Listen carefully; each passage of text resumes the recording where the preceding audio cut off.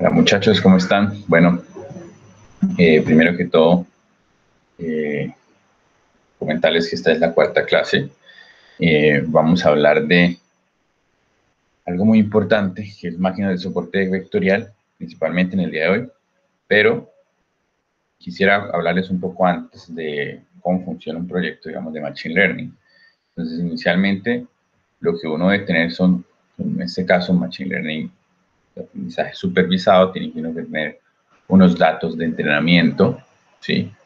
A partir de esos datos de entrenamiento se propone un modelo, ¿sí? Por ejemplo, aquí un modelo lineal, y se define una función de costo, que es lo que uno quiere minimizar. Pero se debe tener un objetivo de aprendizaje, es decir, qué es lo que realmente yo quiero atacar. Por ejemplo, en el caso de la regresión logística, que hablamos de la de la verosimilitud, pero en realidad nosotros estamos tratando de atacar un problema, digamos, de clasificación.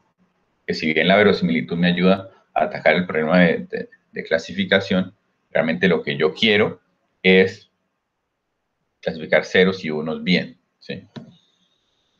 Entonces, uno debe entender que uno tiene siempre unos datos finitos, no tiene que tener muchísimo.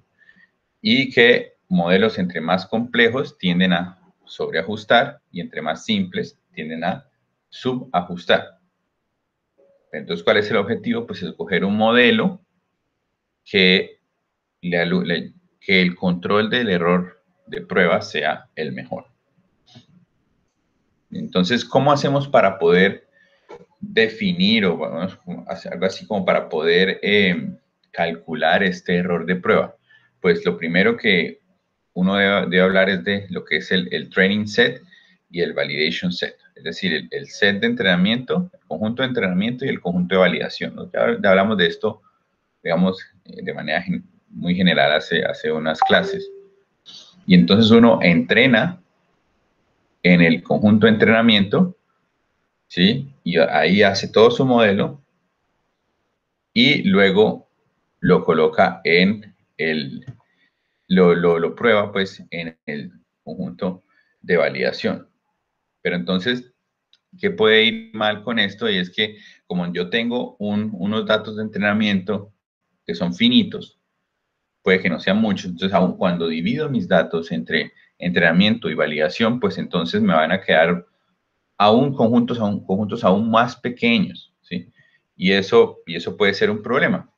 Entonces, ¿qué solución hay para evitar este problema? Imagínense que ustedes tienen, qué sé yo, 200 datos de entrenamiento y digamos que dividen en una proporción 70-30 entre entrenamiento y validación, pues entonces van a tener, a ver, entre 200, van a tener 140 de entrenamiento y 60 de validación.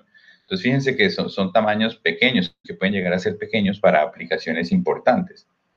Entonces, ¿qué solución hay para esto? Algo que se llama el five-fold cross-validation. Puede ser tenfold, threefold, lo estándar digamos que fivefold por ahí. Y entonces lo que uno hace es que divide sus datos entre 5 conjuntos iguales, ¿sí? Y lo que hace es que entrena en 4 particiones. Un segundito. Por ejemplo, aquí entrena entre todas estas 4. Aquí lo entrena, este sería su conjunto de entrenamiento, y lo valida en el pedazo restante. ¿Sí? ¿Ok? Y repite esto para todas las combinaciones. Es decir, primero, si cogí estas 4 y luego cojo este como entrenamiento, pero entonces yo puedo fácilmente luego coger como entrenamiento todas menos esta, por ejemplo. Entonces, esta la cojo como entrenamiento, entrenamiento, entrenamiento y entrenamiento, y esta como validación. ¿Sí? Conjuntos de los datos. Y así lo hago. En este caso serían 5 combinaciones posibles, donde cada una de esas combinaciones va a tener un conjunto de entrenamiento distinto y un conjunto de validación distinto. Y puedo calcular entonces 5 errores. Es decir, por ejemplo, para esta combinación, yo calculo un error de validación, ¿sí? Error de validación para esta combinación. Y luego para otra calculo otro error de validación y así sucesivamente. Y entonces, ¿qué hago? Promedio esos errores y ese va a ser mi error de validación directo, digamos, ese sería el error de validación final, sería el promedio de esos 5 errores de validación que he calculado. Bien. Y entonces de esa manera estamos atacando un poco el problema de dividir los datos, porque aquí vamos a utilizar todos los datos como información al final de esa validación. ¿Sí? Si lo hiciéramos solo con uno, estaríamos perdiendo información, pero como lo hacemos 5 veces, somos capaces de capturar toda la información que hay dentro de mis datos para calcular el error de validación. Y entonces, ¿cómo funciona todo el ciclo, digamos, de un proceso, un algoritmo de Machine Learning? Bueno, pues entonces comenzamos con los datos de entrenamiento, el modelo, la función de costo, la selección de los parámetros, ¿sí? A través de validación cruzada, por ejemplo. Y entonces, de esa manera, escogemos todos los mejores parámetros que nos van a minimizar nuestro error de entrenamiento y validación. Y a partir de ahí ya podemos, digamos, sacarle una ganancia o tener, digamos, un resultado para mostrar. Entonces, es importante entender que uno tiene que tener un entrenamiento, unos datos de entrenamiento, tener unas clases, o aquí precisamente por eso aquí hablamos de class o clases, es decir, puedo escoger un modelo o puedo escoger varios modelos, ¿sí? Definir la función de costo y una vez tengo estas cosas definidas, pues entonces empezar a coger las clases y los modelos y escoger los mejores parámetros para esos modelos y al final escoger el mejor modelo en términos de error de validación cruzada. ¿Listo? Bueno, entonces vamos a hablar ahora de máquinas de soporte vectorial, perdón, máquinas de soporte vectorial, y nosotros hablábamos, cuando hablamos de regresión logística y random forest y todo eso, hablábamos de la pérdida 0,1, ¿no? Que es básicamente cuántos estoy clasificando como bien, cuántos estoy clasificando como mal. Y entonces la función de costo de la pérdida 0,1 tiene esta forma que es así azulita, ¿sí? Es así azul. ¿Por qué? Porque si clasifica bien, pues le da un 1 y si clasifica mal, pues le da un 0. Y pues el resultado final de la función de pérdida, pues es la suma de todos los que clasificó bien. O el promedio, perdón, de todos los que clasificó bien. Pero entonces fíjese que esta función de costo no tiene gradiente, porque el gradiente es muy difícil de calcular porque precisamente es una función discontinua, ¿sí? Una discontinuidad acá. Bien. Entonces calcular el gradiente no es posible. Entonces tratar de minimizar esa función es realmente difícil, tal vez imposible. Si hablamos, por ejemplo, de la función de error cuadrático, la forma que tiene la función de costo es como esta curva naranja, ¿bien? Y ya tiene un gradiente de eso, pero sabemos que para clasificar no tiene sentido utilizar la función de costo del error cuadrático. Bien, entonces tenemos que pensar en los casos de clasificación, tenemos que pensar en otro tipo de funciones de costo. Y recordamos que en el caso de Random Forest hablábamos de la entropía y de cosas así, ¿no? La función de costo correspondiente para el Random Forest, hablábamos de la entropía, de la pérdida de Bernoulli, ¿cuál es la otra que es? No, se me olvidó el índice y se me olvidó el nombre. Bueno, que aplican para Random Forest, por la manera como se desarrolla o cómo funciona Random Forest, pues tienen sentido en ese mundo, pero que no necesariamente son las únicas posibilidades que hay. Bien. Y otra posible solución entonces para nuestra función de costo, que ya no va a ser 0,1, va a ser una función que se llama la Hinge loss. Ahorita vamos a hablar un poco de esa Hinge loss. Pero bueno, entonces primero vamos a hablar de lo que es el perceptrón.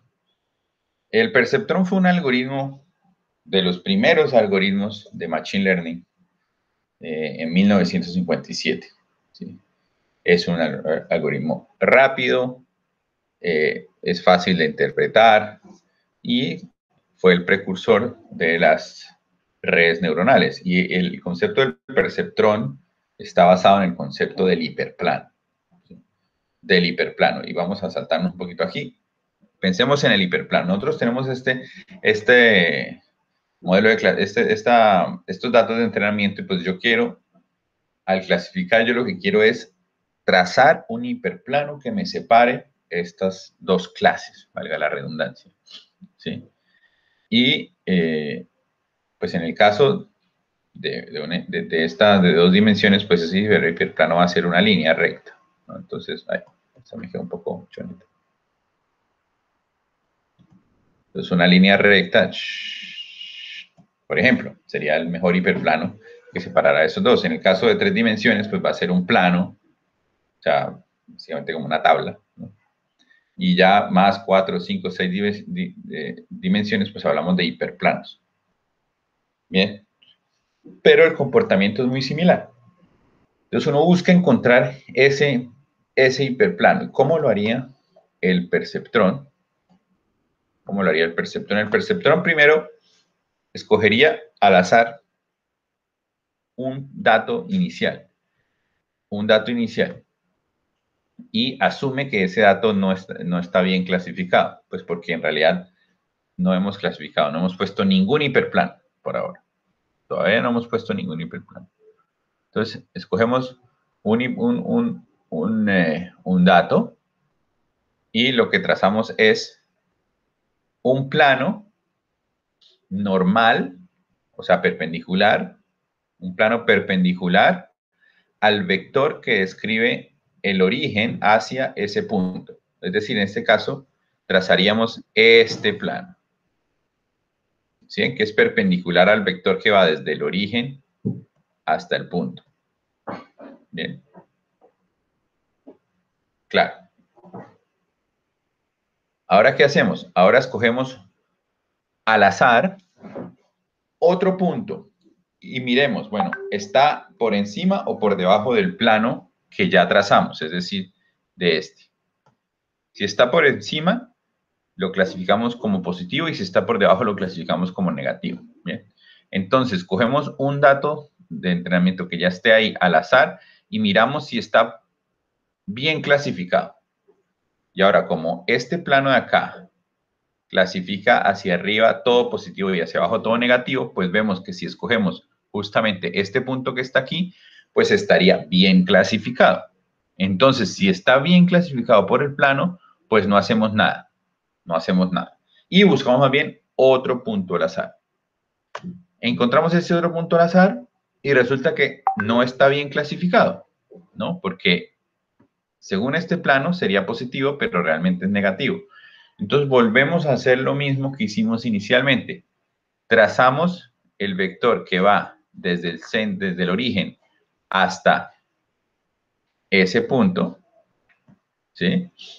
Y rotamos nuestro plano de la siguiente manera. Bueno, lo que hacemos es al vector original le restamos este vector que va desde el origen hasta ese punto. Fíjense que este es el vector desde el origen hasta el punto que está mal clasificado. Se lo restamos de manera vectorial a nuestro vector original normal. Recordemos que un vector normal es un vector que es perpendicular al plano. Entonces, si se lo restamos, ocurre esto. Se lo resta y rota el plano de esa misma manera. Fíjense. Este es nuestro vector normal original. Le resto nuestro nuevo vector que va desde el origen hasta el punto mal clasificado. Y nuestro nuevo vector normal va a ser este vector resultante. De tal manera que nuestro nuevo plano va a ser el plano que es perpendicular a este vector normal.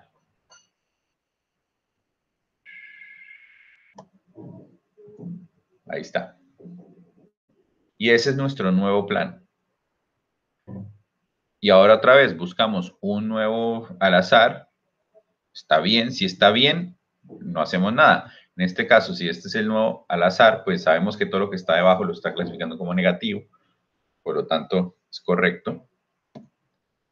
Correcto. Este está mal. Este está mal clasificado. Entonces volvemos a hacer lo mismo. Trazamos el vector del origen luego, y lo restamos con respecto del plano original y lo rotamos.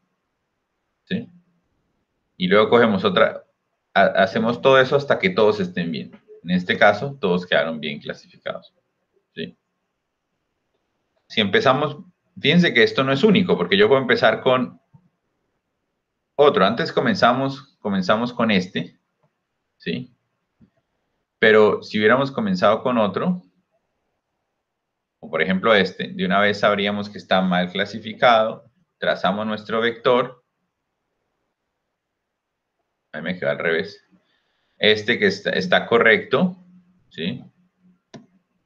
Este está correcto, este está mal clasificado, entonces hacemos la vuelta de restarle el vector al vector normal, ese nuevo vector, rotamos el ángulo, el plano, y así sucesivamente vamos haciendo esto, hasta que todos queden bien clasificados. Y ahí ya estarían todos clasificados. ¿Sí? Eso así es como funciona el perceptrón. Va mirando cuáles están mal clasificados y va rotando un poquito el plano de tal manera que se van clasificando bien. Bien, ¿listo? Bueno. El perceptrón fue uno de los primeros modelos de aprendizaje de máquina creados. Es simple, es fácil, es sencillo de entender, es decir, uno más o menos entiende lo que está tratando de hacer. ¿Cuál es el problema? Que no necesariamente converge en un modelo bueno, ¿sí? A veces puede que no converja, ¿no? Porque no necesariamente siempre va a poder dividir los positivos de los negativos. Es posible que no se pueda, ¿sí? Y lo otro es que no hay una función objetivo. Simplemente uno está tratando de meterlos todos hasta que lo logre, ¿sí? Entonces, por eso luego digamos, nace otro concepto que es los clasificadores por hiperplano y en particular lo que es un clasificador de margen máximo. Clasificador de margen máximo. ¿Y qué significa esto? Miren, tenemos estos tres clasificadores que están aquí. O sea, queremos clasificar entre los negros y los blancos. Y hemos propuesto tres modelos y cada modelo me genera un hiperplano, que serían las líneas que están aquí, la verde, la azul y la roja. Observemos que en el caso de la azul y la roja, ¿sí? Me están clasificando muy bien, por lo menos los datos de entrenamiento. ¿Sí? Me los dividen bien. Fíjense que el azul, al trazar la línea azul, está dividiendo bien entre negros y blancos. De pronto la verde no está dividiendo bien entre negros y blancos. La roja también está dividiendo bien entre negros y blancos. Entonces, la pregunta es, ¿cuál es mejor entre la azul y la roja? Piensen un momentico. ¿Cuál es mejor entre el azul y la roja? ¿Y en términos de qué? Bueno, entonces aquí es cuando hablamos del término de margen. ¿Cuál es el margen que hay entre la azul y la roja? ¿Y qué es el margen? El margen va a ser la mínima distancia entre el plano y alguno de los puntos que se están tratando de clasificar. La mínima distancia entre el plano y alguno de los puntos que se están tratando de clasificar. Fíjense que en este caso, la mínima distancia entre el azul y alguno de los puntos que se quiere clasificar sería este que está aquí, ¿no? De este punto al azul, este es el punto, este de aquí es el punto más cercano al azul. Entonces, este sería el margen. Que no puede colocarlo exactamente en la mitad entre estos dos. Mientras que el margen de la roja, bueno, el naranja, perdón, correspondería, la más cercana sería este punto de acá, sería esta distancia que está aquí. ¿Sí? Entonces, en términos de margen, el mejor clasificador sería el naranja, porque en términos de margen nosotros queremos encontrar el clasificador que tenga el mayor margen. ¿Sí? El mayor margen. ¿Por qué el mayor margen? Porque le da más espacio, más libertad. Fíjense que este azulito, si bien se para bien, está demasiado cerca de uno de los puntos a clasificar. Entonces da menos margen de error. Mientras que, digamos, en este caso, si aquí hubiera otro rojo, otro negro, perdón, pues ya el azul no clasificaría bien, pero el naranja sí seguiría clasificando bien. ¿Sí? Entonces, por eso estamos buscando, el objetivo es encontrar el mejor clasificador en términos del margen. ¿Sí? Entonces, lo que queremos es el clasificador con el mayor margen. Entonces, recordemos algunos conceptos de pronto que deben desempolvar de álgebra lineal. Y bueno, una línea está en una dimensión, ya les he hablado, un plano es en 2 dimensiones y un hiperplano es en muchas dimensiones. Y todo plano y toda línea, o sea, porque una línea es como un plano, solamente que en una dimensión, está definida por dos vectores. El vector W y el vector B. El vector W es el vector normal. ¿Sí? Todo plano se define, recuerden su curso de álgebra lineal o a veces se lo enseñan a uno en cálculo, se define por un vector normal, que es un vector que es perpendicular al plano. ¿Sí? Y por un vector B que me está dando cuál es el desplazamiento entre el origen y el plano. Eso es lo que hace. Bien. De esa manera, nosotros tenemos que la ecuación del plano viene siendo W por X igual a B. Y aquí estamos hablando de producto punto, ¿no? Producto punto entre el vector W y cualquier punto en el plano es igual a B. Fíjense que en el caso de una línea, ¿no?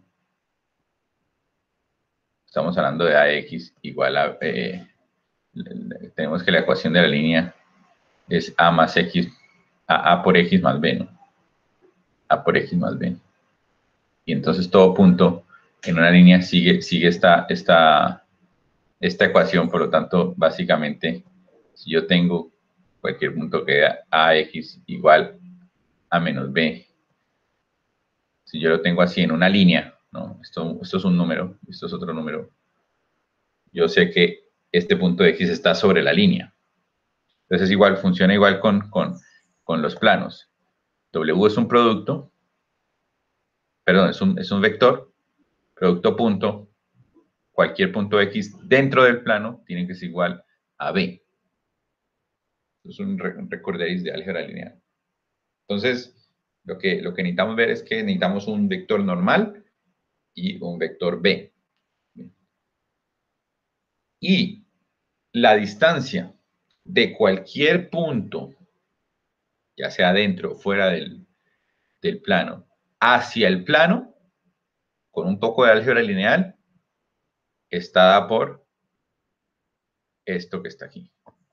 Esto me está dando la distancia entre cualquier punto X y el plano. ¿Sí? La distancia entre cualquier punto X y el hiperplano que está definido por W y B. ¿Listo? ¿Qué pasa? Si X está exactamente dentro del plano, es decir, si X pertenece al plano, pues entonces esto que está aquí va a cumplir esta ecuación, ¿no? Y si cumple esta ecuación, quiere decir que justamente la distancia es igual a 0. Y esa es la distancia. Y luego hablamos de la distancia con signo. ¿Sí? La distancia con signo. ¿Por qué con signo? Porque si le quitamos este valor absoluto que está aquí arriba, este valor absoluto, se lo quitamos, llegamos a este resultado que está aquí. Y esto me va a decir, si el signo es positivo, quiere decir que el punto que yo estoy estudiando está por encima del plano. Y si el signo es negativo, quiere decir que está por debajo del plano. Ya van viendo digamos, lo que está pasando aquí con respecto a la clasificación. Porque entonces, si yo calculo esta distancia sin el valor absoluto, me está dando un resultado que me va a indicar si el punto que yo tengo está por encima o por debajo del plano que he decidido escoger, definido por W y por B. Bien. Y entonces, teniendo esta parametrización de lo que es un hiperplano, pues entonces yo puedo saber cuál es el margen de un hiperplano en un conjunto, pues, en un conjunto de entrenamiento. Y es, yo trazo el hiperplano, en este caso el azul, y calculo todos estos productos que están aquí. Y producto punto W transpuesto X. Bueno, este es un caso en el cual B es igual a 0. Este es el caso B igual a 0. El caso B igual a 0. Entonces calculo el punto que menor distancia me da, utilizando esta fórmula que está aquí, con respecto a ese hiperplano. Y voy a encontrar el margen. ¿Listo? Aquí ya lo podemos entonces pasar el caso en que B es diferente de 0. Entonces, ¿qué tenemos aquí? Tenemos que vamos a escoger el mejor plano que me maximiza el margen. Esto que está aquí,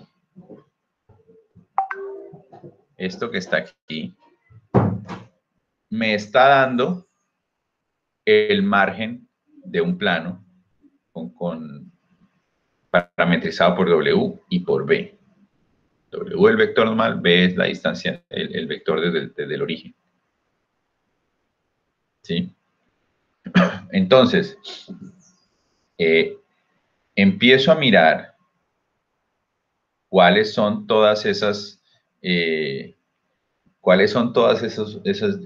distancias que hay y escojo el que tiene la menor distancia, entonces obtenemos el margen. El margen, ¿listo? Por W y por B. Pero yo quiero encontrar el plano que me maximiza ese margen. Entonces, si bien esto que está aquí me dice cuál es el margen de un plano, cuál es el margen de un plano, ¿sí? Y es básicamente recorra todos los valores de X y Y y escoja el que sea el menor, ¿sí? Porque sabemos que esto que está aquí me está dando la distancia hasta el plano, entonces yo simplemente escojo la menor. Pero ahora entonces vamos a maximizar este margen para valores de W y B, es decir, necesitamos escoger el plano que me maximice ese margen. En otras palabras, necesitamos escoger los valores de W y de B que me maximizan ese margen. Y ese sería el plano, pues, el plano que me daría el mayor margen posible. ¿Listo? ¿Correcto? Ok, entonces este sería nuestro problema de optimización. Nosotros queremos resolver este problema. Si yo resuelvo este problema, estoy encontrando ese plano que me va a servir para separar. Bien. Bueno, entonces, si bien esta es la ecuación de acá, esta es la ecuación que queremos resolver matemáticamente, uno puede asumir que debido a que el plano normal el vector normal de un plano, pues puede ser así, es perpendicular a ese plano y realmente no nos interesa cuál es la dimensión de ese plano, la longitud de ese vector. Podemos tomar vectores unitarios. Y entonces, por conveniencia matemática, vamos a asumir que esto de aquí, es decir, la norma o el tamaño de ese vector normal es igual a 1. Por conveniencia matemática. Y entonces, realmente, resolver esta ecuación que está aquí está dada por resolver exactamente esta ecuación que está aquí. Donde ahora yo no quiero buscar el mejor W que me maximiza el margen, sino quiero buscar el mejor W donde W es un vector unitario y que me minimiza esto que está aquí. ¿Okay? Pero también podemos entonces hacer lo contrario. Estamos fijando aquí que el W sea igual a 1, es decir, que el vector sea unitario, podemos fijar que lo de arriba sea igual a 1. Y entonces, nuestro problema de optimización va a ser este que está aquí. Y esto es solamente la manera como se puede optimizar ese resultado. Okay. Entonces, ¿cuál es el mensaje de esto? Que quiero escoger el plano que me maximiza ese margen. ¿Sí? Que me maximiza ese margen. Entonces, yo lo puedo hacer con esta fórmula que está aquí a la izquierda, pero esa fórmula es equivalente a cualquiera de estas dos fórmulas. Son equivalentes los resultados. Y matemáticamente nos va a servir más utilizar esta que está aquí. Esto. Y esto que acabo de comentarles es la base de lo que es las máquinas de soporte vectorial. ¿Sí? Entonces, la máquina de soporte vectorial es literalmente es un clasificador de máximo margen.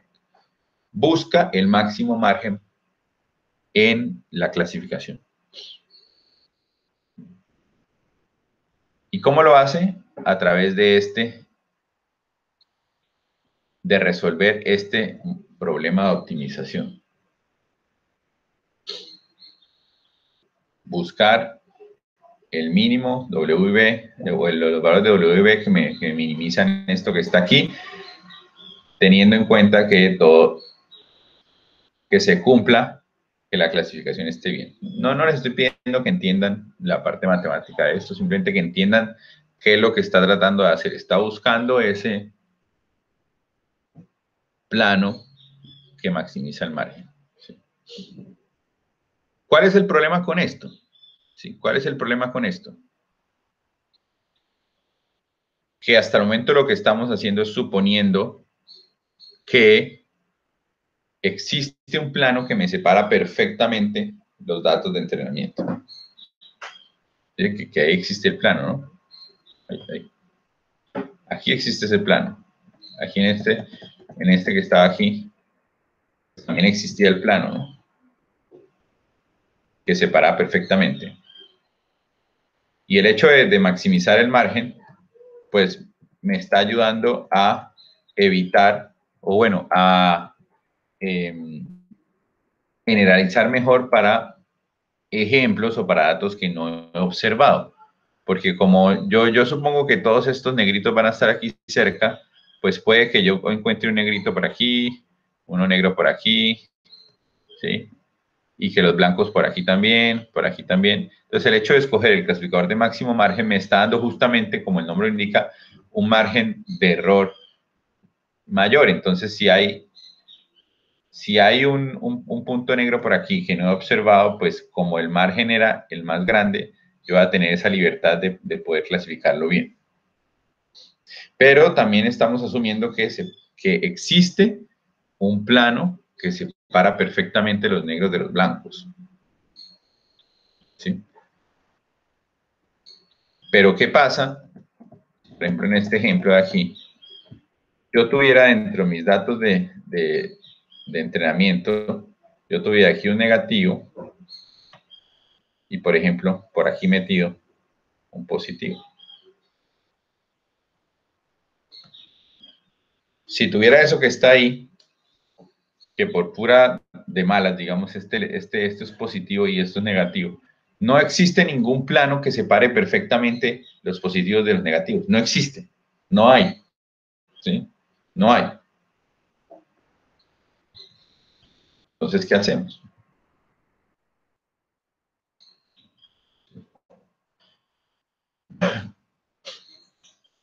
¿Qué hacemos? Esa viene la pregunta. Pero antes de responder esa pregunta, un segundito, se me ha olvidado, tenemos que hablar de lo que son los vectores de soporte y por eso se llama una máquina de soporte vectorial. Porque el plano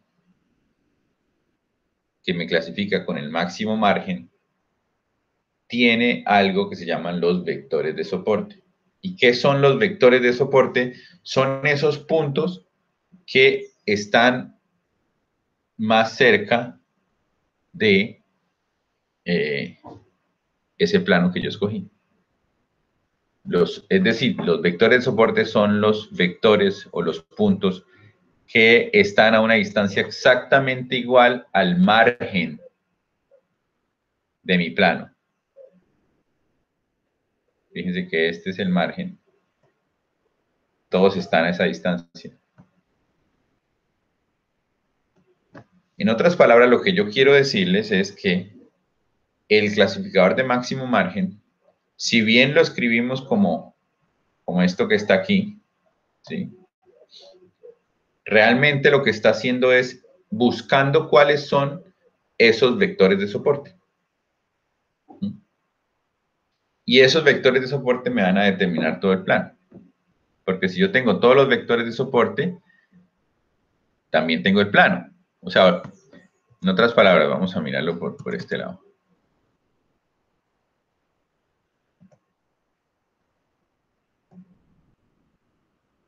Okay. ¿Dónde está el?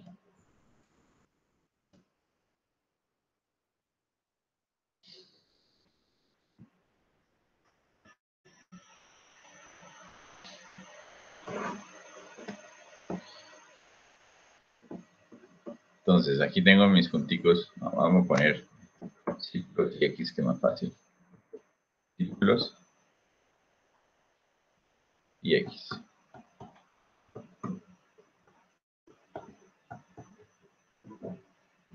Y entonces mi plano clasificador de máximo margen vendría siendo como algo como aquí, ¿no? ¿Sí? Donde tendríamos aquí justamente que la distancia de aquí a acá sería la misma distancia de aquí a acá y digamos que la misma distancia de aquí a acá. Estos tres que marqué ahí vendrían siendo mis vectores de soporte.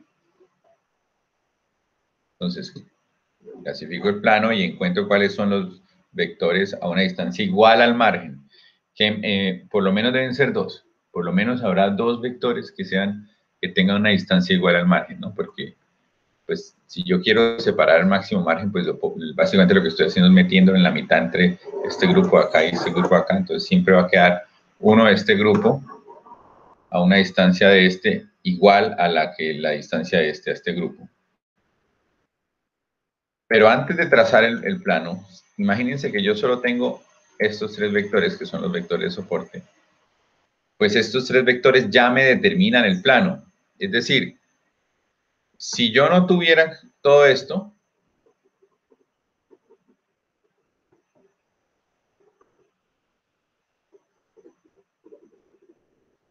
si no solo tuviera esto de aquí, ¿cuál sería el clasificador de máximo margen? Sería exactamente el mismo plano.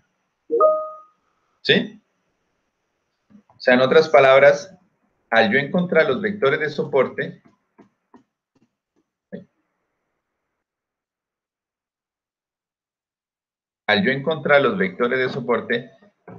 yo encuentro el plano.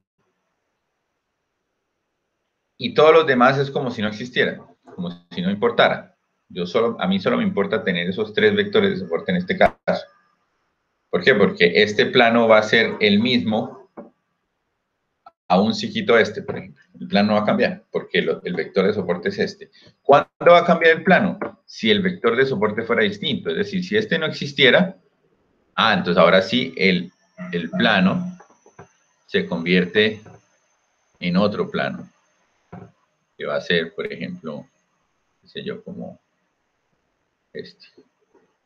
Sería otro plano. ¿Por qué? Porque ahora mi nuevo vector de soporte va a ser este, y de pronto este ya no es.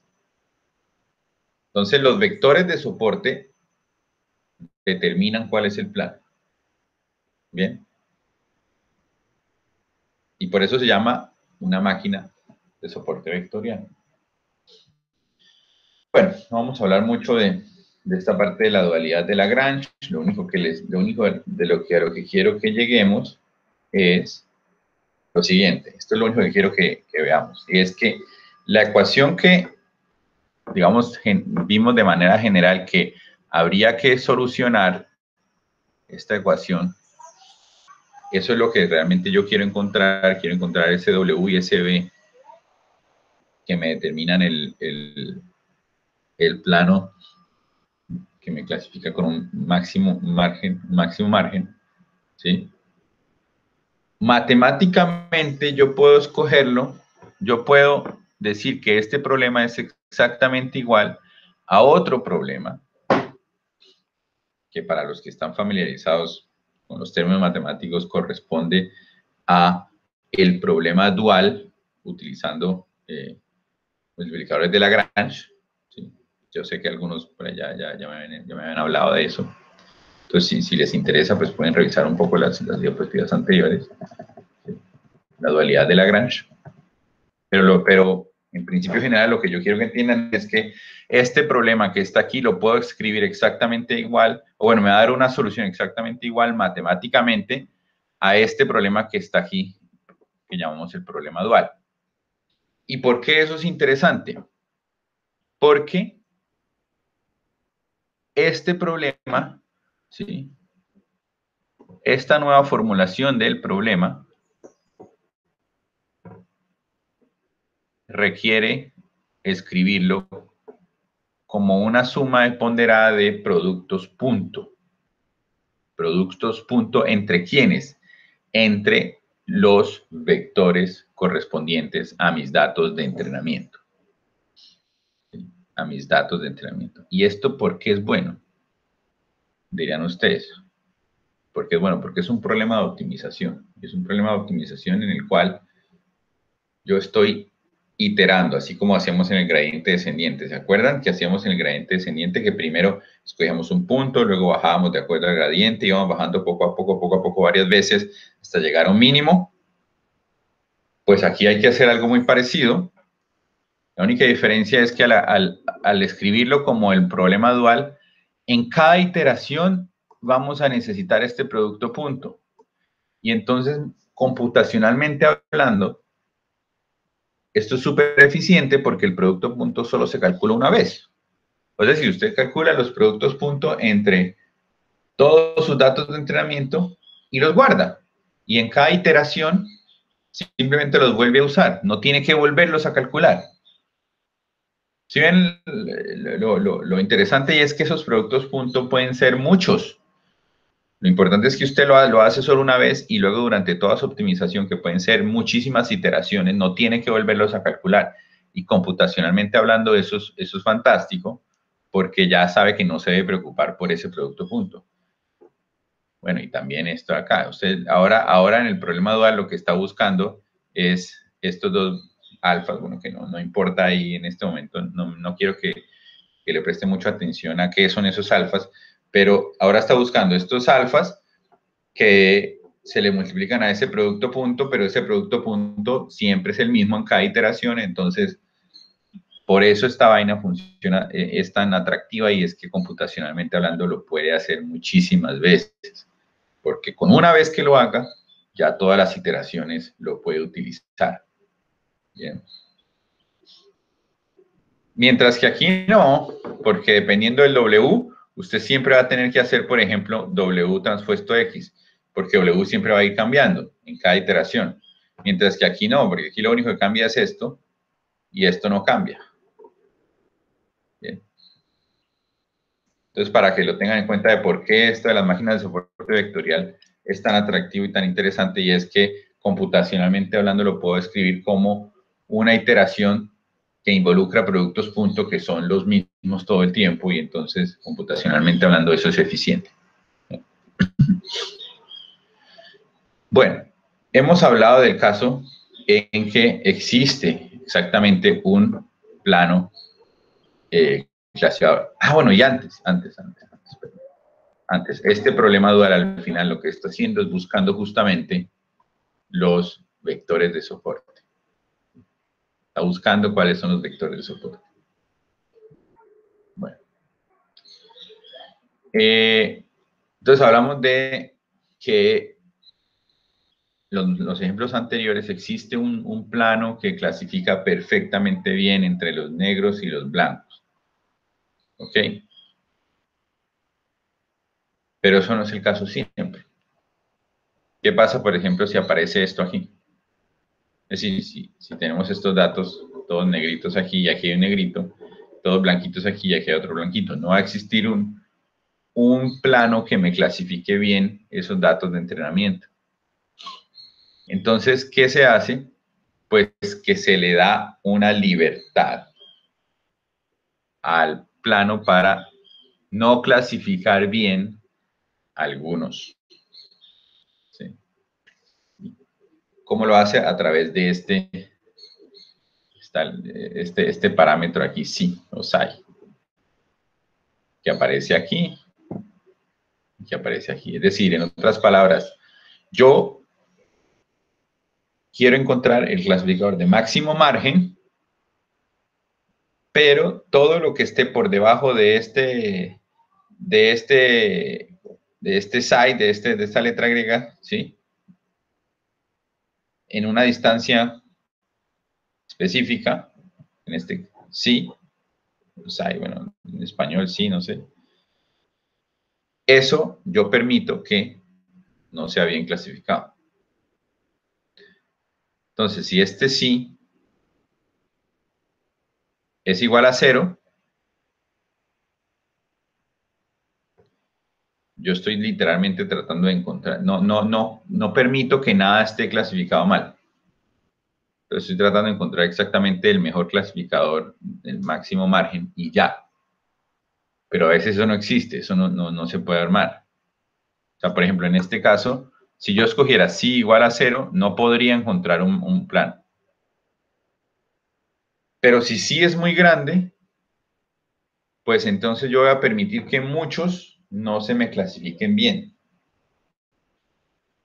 Entonces va a estar mal también. Entonces, como pueden ver, ese sí me está dando una regularización. Entre sí más grande, quiere decir que más permito que se equivoque, y entre sí más pequeño, menos permito que se equivoque. Y va a haber una relación entre overfitting y underfitting gracias a este sí. Entonces, ¿qué significa esto? Como no puedo encontrar siempre un plano que me separe perfectamente los negros de los blancos, pues entonces doy unas libertades. Permito que algunos no cumplan bien la clasificación, y esos algunos van a estar dados por esas distancias sí, que me servirá al final como un regularizador. Bien. Y esa, justamente ese sí, que está ahí, me lleva a un tipo de pérdida o un tipo de función de costo que se llama el hinge loss. Que si bien la función de costo 0,1 tiene esta forma que está aquí azul, el hinge loss tiene esta forma verde. Tiene una línea recta hasta 1 y de aquí en adelante se vuelve 0. ¿Sí?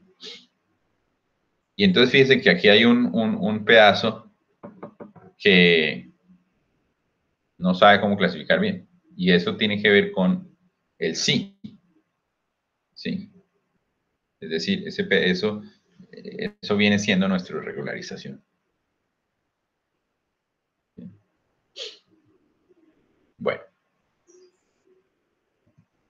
o sea, esto yo creo que no es.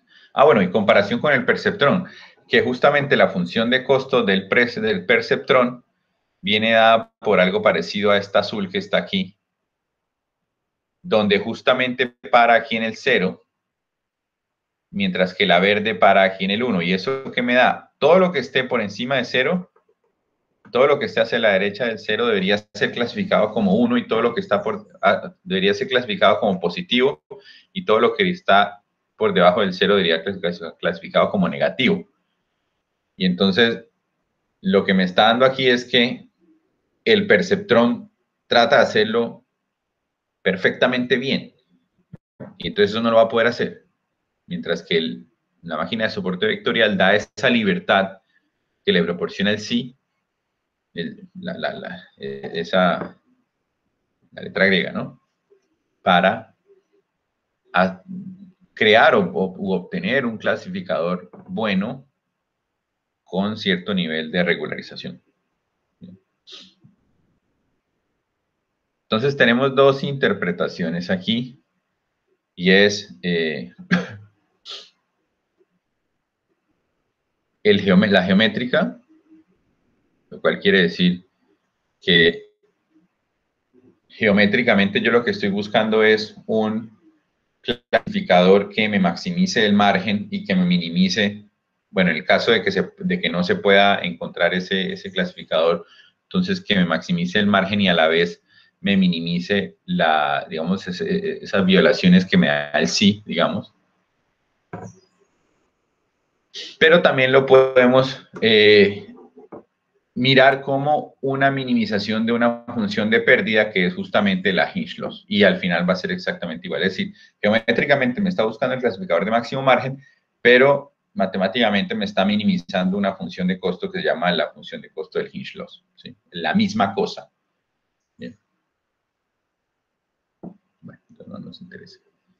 Y entonces fíjense que esta es el modelo de regresión logística, así sería la función de costo, la función objetivo, perdón, de la regresión logística, y esta sería la máquina de soporte vectorial. Se parecen bastante. ¿Sí? Se parecen bastante, miren. Esta parte correspondiente a esta, y esta parte corresponde a esta. Este es el costo de clasificar 1 y este es el costo de clasificar 0, igual en la regresión logística. Pues hay una relación ahí interesante, ¿no? Y en este caso está la regularización de Rich, ¿no? Donde está gobernada por este lambda. En el caso de la máquina de soporte vectorial está gobernado por este C, que es qué tanto quiero yo, qué tanto peso le voy a dar a equivocarme. Entonces, entre más peso le dé a equivocarme, o sea, en cuanto al margen, es decir, estos que están aquí,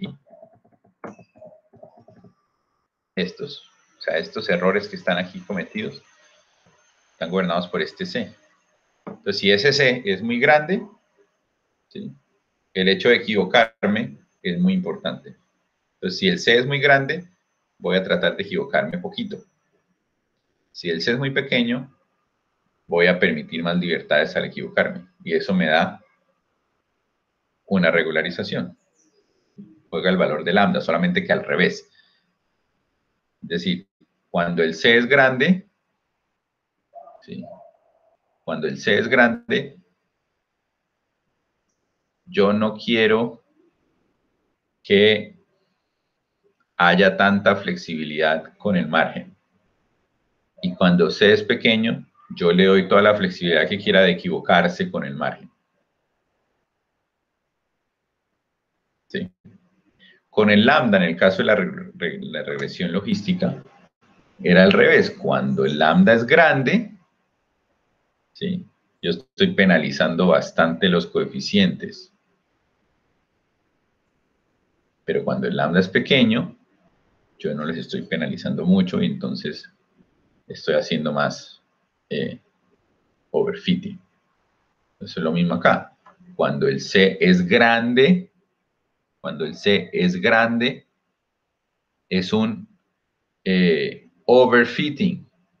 Cuando el C es pequeño, es un underfitting. Voy a escribirlo aquí. C grande, overfitting. C pequeño, underfitting.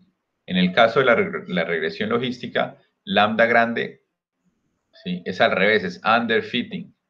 Y lambda pequeño es overfitting. Hay una relación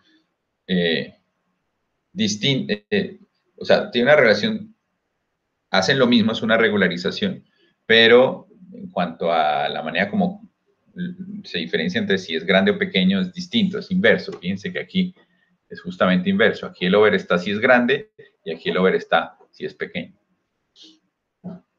Y eso es importante saber. Bueno.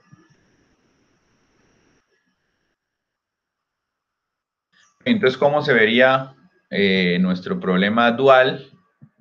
Al final, pues, en el problema dual que yo les hablaba, que se terminaba haciendo una optimización que implicaba hacer productos punto, solamente, pues, el problema dual, al agregar esta no separabilidad, es decir, al agregar esta constante C que me da una regularización, pues no es tan grave.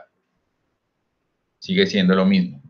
No cambia. Entonces, sigue siendo solucionar el problema de clasificación de máquina de soporte vectorial utilizando el problema dual. Igual, lo único que voy a necesitar es los productos punto. Los productos punto. Y entonces seguirá siendo computacionalmente bien, chévere, funciona, eficiente. Bueno, entonces, hasta ahora hemos hablado de clasificadores lineales, es decir, estamos buscando planos, ¿no? Plano. Pero bueno, nosotros ya sabemos que no todo se puede clasificar de manera, con planos rectos, ¿no? Y entonces una de las soluciones que hablábamos cuando estudiábamos regresión logística para atacar el problema de la linealidad era agregando interacciones entre las variables, ¿no? Para poder crear este tipo de planos como curvos, ¿no? Entonces agregábamos algunas interacciones entre las variables para poder crear esos planos. Bien. Pero al hacer esas interacciones lo que estamos creando es más features. Y en este momento los features que estamos creando solamente como interacciones entre las variables y ya. Uno puede pensar en otro tipo de maneras de crear esos features. Y ahí es cuando nace lo que es digamos, los kernels. Y vamos a ver lo que es un kernel primero. Bueno, cómo funciona un kernel en este caso. Y miremos lo que es un kernel gaussiano. Un kernel es una medida de similaridad. ¿Qué tan similar es un punto con respecto a otro punto? Y el kernel gaussiano, en este caso, pues, está dado por esta ecuación que está aquí. Hay dos puntos, X y L. Son dos puntos, X y L. Dividido en 2 sigma cuadrado, donde sigma es un parámetro que uno escoge. Y entonces fíjense que entre más cerca estén esos puntos, Es decir, entre más cerca estén X y L, el valor del kernel va a tender hacia 1. ¿Sí? Y entre más lejos estén X y L, pues el valor del kernel va a ser cada vez más pequeño. ¿Sí? Mírenlo aquí. Mírenlo aquí. Si X y L está muy cerca, esto prácticamente es 0 y entonces queda siendo exponencial de 0 me da 1. Pero si X y L están muy separados, entonces esto es grande. Grande, es decir, si la distancia entre estos dos es muy grande, entonces ese pedacito es grande, por lo tanto queda exponencial de algo negativo grande, o sea, exponencial de menos algo, menos a, donde este a es muy grande. Entonces nosotros sabemos que si a es grande, la exponencial de algo negativo grande viene siendo algo que se acerca a 0. Entonces, en otras palabras, este kernel me está diciendo, si están cercanos, el resultado va a ser muy cercano a 1, pero si están separados, entre más separados estén, más será 0. Se irá hacia 0. Entonces le está dando un peso a estar, le está dando más importancia a estar cerca que a estar lejos, ¿no?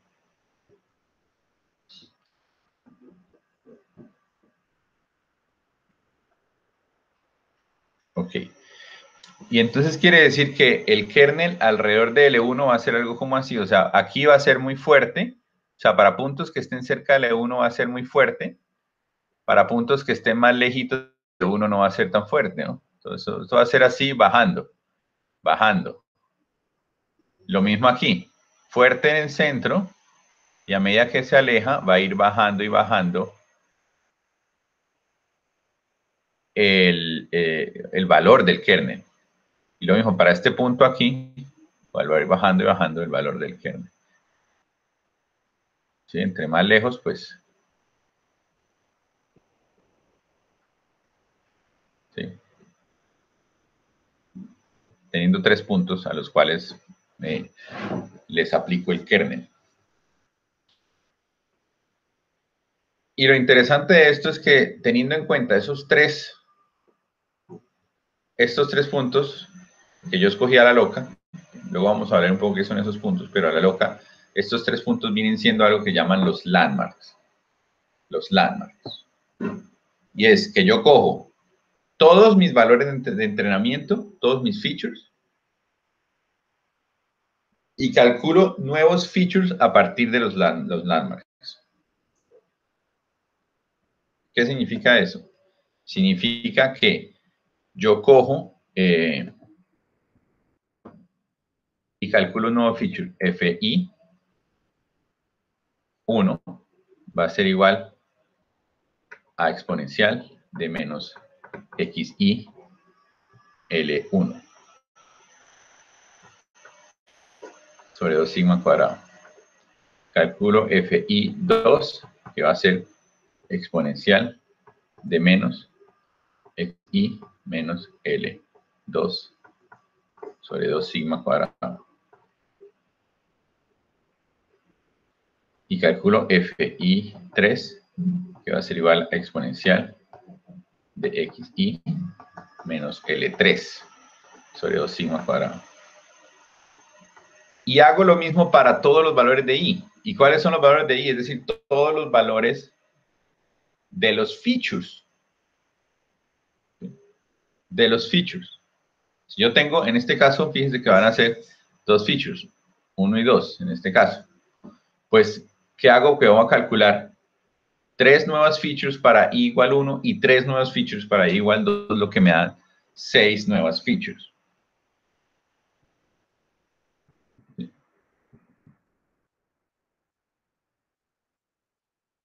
Ojalá quisiera que me hicieran preguntas, pero es complicado. Luego me las hacen ahí por el chat. Entonces se calculan esas nuevas features.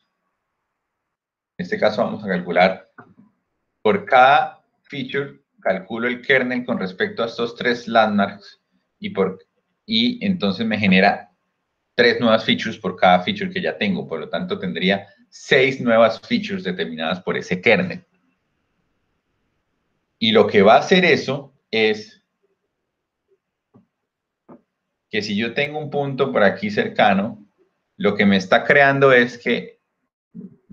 Aquí voy a volver a empezar. Voy a borrar esto. Lo que está haciendo es que está creando un plano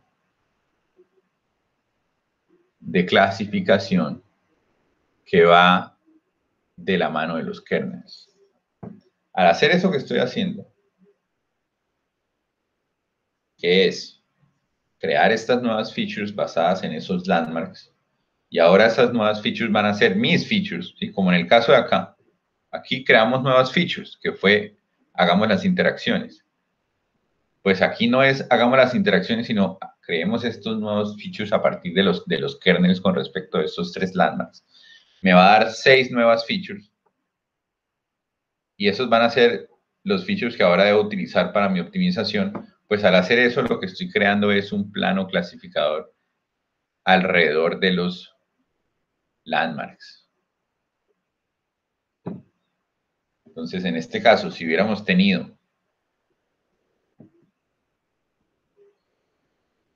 equivalente a estas nuevas features que escogí para la regresión logística, yo hubiera podido escoger simplemente, a ver, azul no, verde. Yo hubiera podido escoger un landmark aquí y otro landmark aquí y calculado los kernels con respecto a esos 2 landmarks y me hubiera generado justamente como entre más cerca de este landmark es más cerca de 1, pues entonces me crearía también un plano de clasificación de este estilo, teniendo esos landmarks ahí. ¿Sí? Eso es lo que está haciendo los kernels, creando unos features que indirectamente me están creando otro espacio donde existe un plano de clasificación parecido a ese verde. Bien. Esto no es importante. Y bueno, y entonces en un kernel gaussiano pues va a estar determinado justamente por este sigma cuadrado y este sigma pues lo que me está dando es qué tanta amplitud le permito al kernel. O sea, entre sigma más grande pues este plano va a permitirle ser más grande aún. Entonces esto sería lo que tendríamos. Bueno. Entonces, ¿cómo escogemos estos landmarks? Porque hasta el momento solamente los he puesto yo, qué sé yo, como a la loca, ¿no? Pues lo que hacemos es coger exactamente todos mis puntos de clasificación, todos mis puntos, perdón, de mis datos de entrenamiento los cogemos como landmarks, todos. ¿Sí? O sea, mis L1, L2, etcétera, van a ser exactamente igual a los X's. X1, X2 y así. Entonces, es exactamente, si yo tengo este conjunto de entrenamiento, pues mis landmarks van a ser X1, X2, Xn. Todos mis datos del entrenamiento, todos los features de mis datos de entrenamiento se convierten en mis landmarks. Y calculo todas las funciones de similaridad para todos. Entonces, para cualquier parejita, XY, XJ, lo que voy a hacer es que voy a calcular la similaridad o el kernel, similarity, entre justamente XY y XJ. Para todas las parejitas que haya. Para todas las parejitas que haya de estos dos.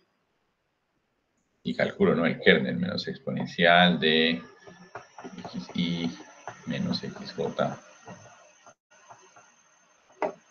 sobre 2 sigma cuadrado. Eso lo calculo para todas las parejitas. Eso va a ser mis nuevos features. Entonces, en otras palabras, si yo tengo n features inicialmente, pues al hacer los kernels voy a tener un feature por cada parejita que haya. Lo voy a tener n con 2 nuevos features.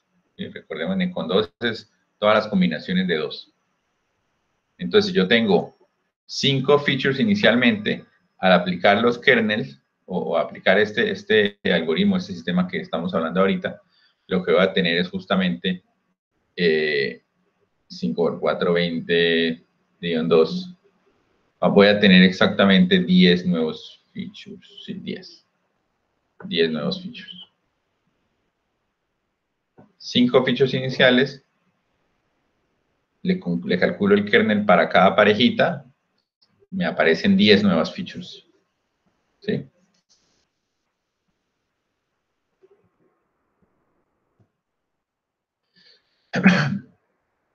Y entonces, ¿qué sucede? Pues, a ver si es que me peleé aquí, ¿esto qué pasó aquí?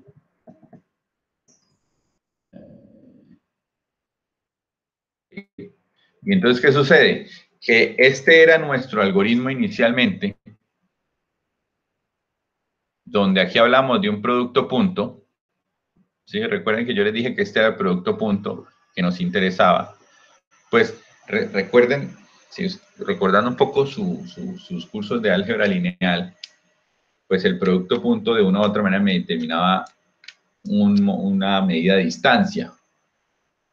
Pues entonces la diferencia ahora es que vamos a hacer lo mismo de las máquinas de soporte vectorial, pero en lugar de escoger, de hacer producto punto aquí, en lugar de buscar nuevas features, ¿sí? Y resolver todo el sistema, lo que hacemos es cambiar esos productos punto por un kernel. Bien. Entonces, la máquina de soporte vectorial, en el caso no lineal, no es más que hacer el mismo algoritmo, pero cambiando el producto punto que está en el sistema de optimización, en el problema de optimización, lo cambio por un kernel. ¿Y eso por qué es interesante? Ahora vamos para acá. ¿Y eso por qué es interesante? Es que lo tengo por aquí. Es muy interesante porque la máquina de soporte vectorial es tan famosa, digamos, o fue tan famosa. Digamos, ahorita en este momento no es de las más famosas, pero sigue siendo utilizada. Es que en el caso de la regresión logística, por ejemplo, si ustedes agregan más variables a partir de interacciones entre las variables, pues le están dando más y más complejidad al problema.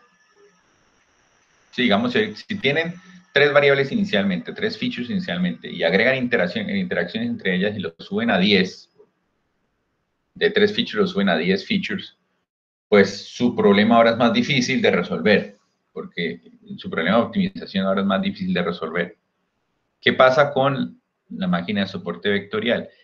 Que el agregar el kernel no hace que el problema sea más difícil de resolver, porque el sistema de optimización solo se basa en este producto punto que después lo calcula como kernel. Entonces usted no tiene que no tiene que hacer nuevas features y calcular el problema, sino que simplemente tiene que incluir dentro de la parte, la resolución computacional de la máquina, lo único que tiene que incluir es cambiar ese producto punto por un producto kernel. Y entonces su problema vuelve a ser sencillo, vuelve a ser, es exactamente igual de complejo computacionalmente hablando. Y eso es buenísimo. ¿Sí? Eso es buenísimo. Y eso es lo poderoso de la máquina de soporte vectorial, que de una u otra manera está diciendo, usted puede agregar más features, pero su problema no va a ser más difícil de solucionar, va a ser exactamente igual. Porque yo les decía inicialmente que computacionalmente hablando, uno podía calcular estos productos punto inicialmente y utilizarlos en todas sus iteraciones, pues ya cuando agrega el kernel, simplemente lo que hace es calcular el kernel desde un principio y lo utiliza en todas en sus iteraciones. Y entonces la complejidad no crece. ¿Qué cambió al agregar el kernel? Que usted ya está siendo capaz de crear planos de separación que no son lineales. Entonces, solamente al cambiar esa función de kernel, usted ya puede crear planos no lineales. ¿Sí? Mientras que, y sin crecer en complejidad, su problema. Pero con la regresión logística, para crear esos planos de clasificación no lineales, tiene que agregar interacciones entre las variables, lo cual implica agregar complejidad a su problema. Y si le agrega complejidad a su problema, pues lo que está haciendo es de una u otra manera logrando un overfitting, mientras que en este caso el kernel no le está haciendo overfitting, porque es simplemente un producto punto. Es interesante esto, es bien interesante. Bien, entonces, los parámetros de... Entonces, ¿cómo implemento yo una máquina de soporte vectorial? Bueno, primero hay que escoger el parámetro C. Recordemos que esa es como la libertad que yo le doy a mi margen clasificador. Tengo que escoger el kernel, ¿sí? Si no escojo kernel, es decir, si lo dejo lineal, pues entonces es como si fuera una máquina lineal, o sea, normalito. Quiero buscar un plano lineal y eso generalmente es útil, o sea, escoger un kernel lineal es útil si yo tengo muchos datos y pocas, perdón, aquí es al revés, esto es la cantidad de, perdón, n el hash, donde n es número de features, porque aquí nosotros estamos al revés, número de features, y m es número de datos. ¿Sí? Si yo tengo muchos features y pocos datos, pues lo mejor es utilizar un kernel lineal. ¿Por qué? Porque ya de por sí el sistema tiene una complejidad bastante alta, ¿no? Tiene muchos features. ¿Cuándo escojo un kernel? ¿Cuándo voy a escoger un kernel? Cuando el número de features es pequeño, ¿sí? O cuando el número de datos es muy grande, ¿sí? Si el número de features es pequeño, pues sabemos que debemos agregarle como no linealidad al asunto, porque si no va a ser difícil separarlo. Entonces, por eso agregamos el kernel. Entonces, es importante. Si yo tengo muchos features y pocos datos, lo mejor es quedarnos con el kernel lineal. O sea, no agregar ningún kernel. Pero cuando yo tengo pocos features y o muchos datos, vale la pena utilizar el kernel gaussiano. O un kernel, que por el ejemplo podemos basarnos en el kernel gaussiano. Hay otros kernels, pero bueno, no vamos a agregar más complejidad al asunto. Entonces, agregar el kernel. Y entonces, si agregamos el kernel gaussiano, pues uno tiene que escoger el sigma cuadrado también. Y entonces, ¿cuáles son los efectos de esos dos parámetros? Digamos que ya tenemos escogido el kernel y que escogimos un kernel gaussiano, entonces aún tenemos que escoger C y escoger sigma. Y entonces, el C, como les había indicado, si el C es muy largo, es muy grande, entonces tiende a hacer a ver si se me olvida, un underfitting. No, un overfitting. Si el C es muy grande, es un overfitting. Y si es un overfitting, quiere decir que el sesgo es bajito, pero que tiene alta varianza. Y si el C es pequeño, entonces hacemos underfitting, alto sesgo, poca varianza. Es una regularización ahí. Y lo mismo con el sigma cuadrado. ¿Sí? Si el sigma cuadrado es grande, entonces los features, recordemos que los features van a tener una forma de este estilo, ¿no? Dependiendo de qué tan lejos o cerca estén unas de otras, van a variar más suavemente, por lo tanto, un sigma grande me da un alto sesgo y poca varianza, ¿sí? Y un pequeño sigma me da, esto está al revés.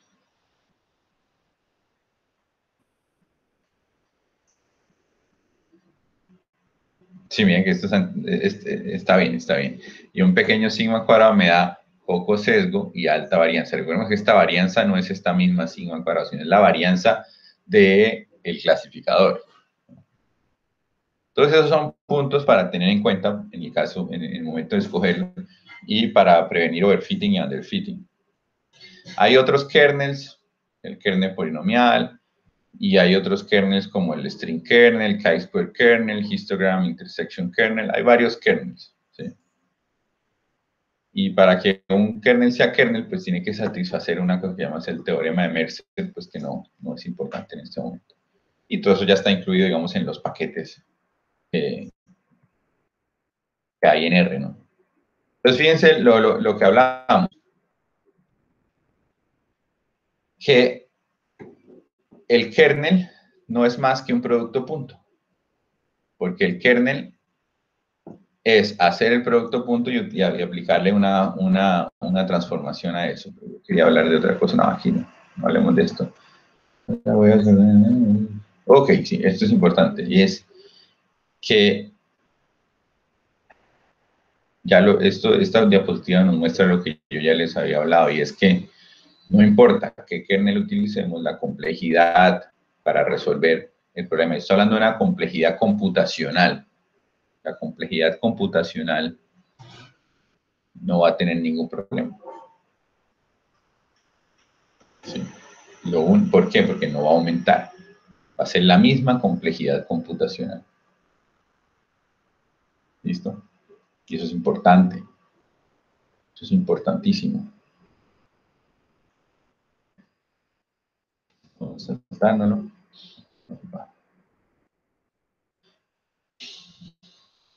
Bueno, y entonces la máquina de soporte vectorial lo que está haciendo es haciendo un proceso muy parecido a lo que estaba haciendo el perceptrón. Simplemente que lo va a hacer pensando en el margen y no lo va a hacer simplemente pensando en la clasificación. Entonces va a ir uno por uno, o sea, pensándolo heurísticamente lo que hace el algoritmo, es decir, porque no vamos a adentrarnos mucho en lo que hace el algoritmo en la que se soluciona esto, pero es la misma cosa y es que va buscando punto a punto y en cada punto a punto va creando un nuevo plano que va separando mejor los datos. ¿Bien? Pero bueno, eso no es importante. Bueno, entonces, ¿cuánto nos? ¿Qué hora es?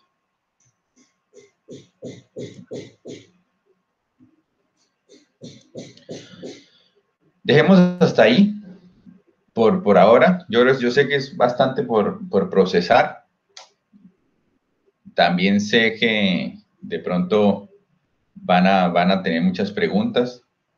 Entonces les animo a que me las hagan dentro de lo que pueden. Quiero hablarles, para finalizar, de métricas de evaluación. Y es, nosotros hemos hablado en la clasificación de la pérdida 0,1, que es cuántos quedaron bien clasificados, básicamente. En el caso de regresión es que es el error cuadrático, pero ¿qué otras métricas hay? Otras métricas, por ejemplo, que ponen un peso distinto a equivocarse o a tener un positivo o un negativo. Eso es importante. O sea, yo puedo darle, digamos, en un clasificador de cáncer y no cáncer, pues uno tiene que entender lo siguiente. Pensemos en esto. El clasificador predice que hay cáncer y sí tiene cáncer. Eso es fuerte. Me gustaría que hiciera esto bastante, ¿no? Entonces es como, hágalo bastante bien, ¿sí? Pero ¿qué pasa si predice cáncer y no tiene cáncer? Entonces, vamos a ponerle como pesos a esto. Vamos a ponerle como pesos a esto.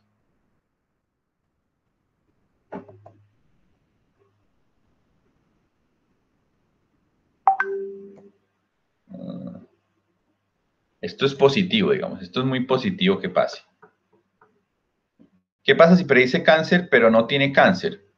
O sea, esto es malo, digamos, está mal, pero no es tan malo, ¿no? O sea, digo, si a mí me dicen que tengo cáncer, pero en realidad no tengo cáncer, pues al final es una ganancia, ¿no?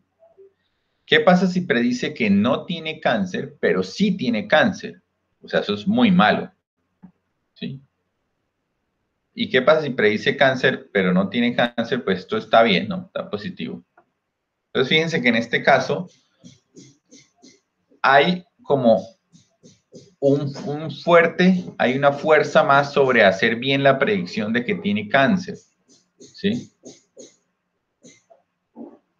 No es tan malo que a uno le predigan que tiene cáncer cuando en realidad no lo tiene. O sea, entre comillas, no es tan malo. Entonces, lo que se le da es un mayor peso a algunas cosas. Entonces, en otras palabras, tiene más peso que tiene cáncer. O sea, predecir esto bien es lo que más peso tiene. Entonces, uno tiene, en este caso quiere decir que hay más peso sobre los positivos, ¿sí? Y entonces, en mi función de pérdida, pues uno debería agregarle esa información, que yo estoy más pensando en predecir positivos. No está tan mal que me digan negativos, por ejemplo, ¿sí?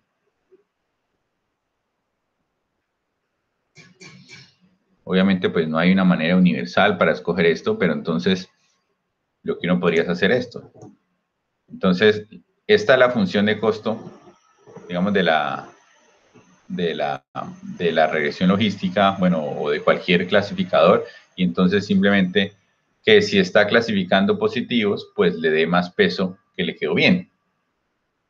De tal manera que si le quedó mal, pues entonces esa función de costo se va a crecer mucho, ¿sí? Se va a crecer mucho y va a ser negativa y va a ser malo. Entonces lo que va a pasar es que el algoritmo va a tratar de clasificar mucho mejor a los positivos y digamos que no va a hacerlo también los negativos, pero ¿por qué? Porque me importa más hacer bien los positivos. Bien, entonces se le coloca un peso a ese lado. Bien. Ok. Medidas importantes para tener en cuenta en el caso de los clasificadores, la precisión, que es positivos, dividido en positivos más falsos positivos. El recall, que es positivos dividido en positivos más falsos negativos, ¿sí? Entonces, por ejemplo, en este caso, si un clasificador predice que tiene cáncer y sí tiene cáncer a 20 personas, y aquí a 30, y aquí a 5, y aquí a 70, tendría 20 true positives acá, 30 false positives. Y si predice no cáncer, pero sí tiene cáncer, tendría aquí 5 falsos negativos, ¿no? Y aquí 70 true negatives, o sea, verdaderos negativos. Entonces, la precisión de este clasificador vendría siendo dada por justamente esta formulita, 20 dividido en 20 más false positives 30. 2/5. ¿No? La precisión. Y el recall, true positive 20 dividido en 20 más 5, o sea, 20 sobre 25. Estas dos medidas justamente son medidas que están más enfocadas en los positivos, ¿sí? En clasificar bien a los positivos. Normalmente, pues estas son las curvitas que uno tiene. Este grafiquito me gusta porque me da a entender un poquito de realmente qué es lo que está midiendo la precisión y el recall. Entonces, fíjense que la precisión me está midiendo, si aquí tenemos 4 secciones. True positives, false positives, false negatives, true negatives. La precisión me está midiendo justamente dentro de los que se seleccionaron como positivos, cuáles realmente eran positivos. Eso es lo que me da la precisión. Dentro de los que se seleccionaron como positivos, cuáles realmente eran positivos. O sea, esa proporción, digamos. Y el recall, pues lo que me está haciendo es, dentro de los que realmente eran positivos, ¿cuántos se seleccionaron como positivos? Dentro de los que realmente eran positivos, ¿cuántos se seleccionaron positivos? Esa proporción también. ¿Sí? Entonces, un clasificador que me seleccione todo como positivo, ¿qué va a pasar? Hagamos este caso. Si hago un clasificador malo, o bueno, a la loca, si selecciono todo positivo, selecciono todo positivo, entonces, ¿qué va a pasar? Pues si selecciono todo positivo, dentro de todos los que eran positivos, me va a dar todo exactamente, todo me lo va a seleccionar bien. Entonces, el recall va a ser igual a 1, ¿no? Porque seleccionó todo, ¿no? ¿Y qué va a pasar con la precisión? Si seleccionó todo positivo, pues la precisión me va a coger justamente todos estos bien, esta parte verde va a estar bien, ¿no? Pero este rojo va a ser grande. Entonces, precisión baja. ¿Sí? Precisión baja. No podemos decir exactamente cuánto, pero pues fue baja. Ahora, ¿qué pasa si selecciono todo negativo? Selecciono todo como negativo. El recall va a ser exactamente 0, ¿no? Porque no va a seleccionar nada bien, ¿no? ¿Y qué va a pasar con la precisión? Pues que aquí este bichito va a ser prácticamente 0 y aquí esto va a ser, esta vaina va a ser prácticamente 0. ¿Sí? Entonces, dando a entender que para este tipo, si estamos enfocados en predicción en recall, seleccionar todo positivo es mejor que seleccionar todo negativo. Y tiene sentido, porque estoy más enfocado en seleccionar bien a los positivos. Y entonces, estos son análisis que uno tiene que hacer posterior, pues, o bueno, dentro de las métricas para escoger los clasificadores. Bueno, la curva ROC, ustedes ya la conocen. Sí, son cosas que ustedes ya saben. Bueno, entonces hemos hablado de precisión, de recall, la pérdida 0,1, pero entonces hay otros tipos de métricas y va a determinar de cada problema. Entonces, por ejemplo, aquí tenemos un ejemplo en el cual uno quiere clasificar, no quiere clasificar, sino encontrar dónde están los carros. En esta imagen, por ejemplo. Y en esta imagen, pues en este tipo no es tan claro cuál sería la métrica a utilizar, ¿no? Porque yo no solamente quiero mirar que me identifique bien los carros, sino que me identifique bien el cuadrito del carrito, ¿no? El cuadrito del carrito. Entonces, ahí hay varias métricas que uno tiene que mirar, porque tiene que mirar el cuadro del carro, pero entonces, ¿qué tanto se me salió? Por ejemplo, en este caso, ¿sí? Encontró aquí el carro, pero lo determinó como todo esto verde que está aquí, pero en realidad era todo esto rojo. Entonces, ¿le quedó bien o le quedó mal?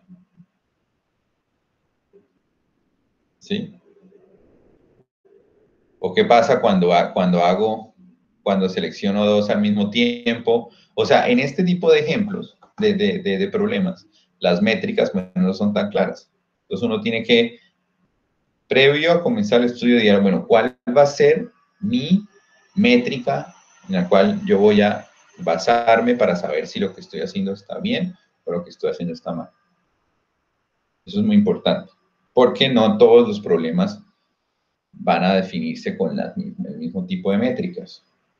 Entonces es importante tenerlo claro. Por eso en el tipo del cáncer no tiene simplemente, no tiene sentido hablar simplemente de cuántos me quedaron bien clasificados, porque sabemos que si alguien no lo clasifica, si alguien que tiene cáncer le dice que no lo tiene, pues probablemente no va a haber tratamiento y se va a morir.